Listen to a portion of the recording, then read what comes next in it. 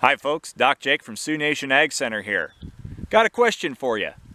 If you could buy a product that cost you a little more than $1 and returned you $25 for your investment, would you do it? Hey buddy, you want to buy a calf hood implant? No, this isn't a shady deal here. When we implant suckling calves, the average weight gain that we'll see from them is around 20 pounds. Little more in good years, little less in bad years. 20 pounds ain't nothing for me. But still, this is money back in your pocket for a product that costs us, well, a little more than $1. That little? Shut up and take my money. Implants work by modifying the calf's growth curve. An implant contains a hormone similar to the hormone that the animal naturally produces to help regulate growth. By using the implant to supplement this hormone, the calf grows at a younger stage for a longer period of time, which ends up adding overall weight to the calf. Because the hormone is used by the calf, it does not end up affecting the final beef product. This chart shows the amount of estrogen contained in various foods and in people, which shows that beef from an implanted animal is extremely low on the list when considered relative to other items.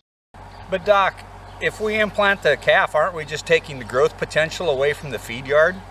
That's a great question, Generic Rancher Ron. The thing is that those gains are additive. That means that even though we implant a calf and it will be bigger when it goes into the feedlot in the fall, that gain of roughly 20 pounds is going to stay with that calf. So at finishing, that calf is going to finish 20 pounds bigger. There's no gains taken away from the cattle feeder farther down the line. So let's build them muscles. Hey Doc, I'm thinking about keeping a few of these heifers as replacements. Will that hurt anything if I implant them? That's another great question, Generic Rancher Ron.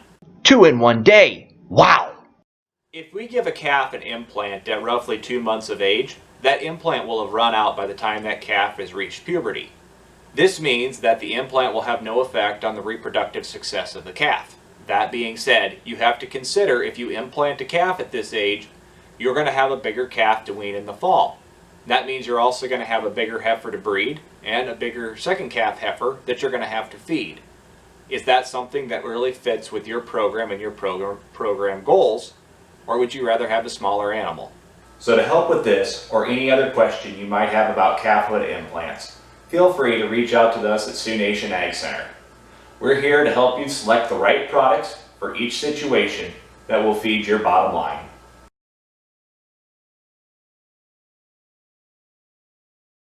Don't fall. Cripes, have to buy my wife a new camera if that's the case. She's gonna eat you! Now people always say, your wife is really helpful doing all this filming. I just want to point something out. This camera is being held by this cameraman. Wow, fancy.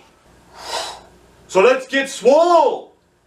I don't know if anybody's gonna understand that joke or not.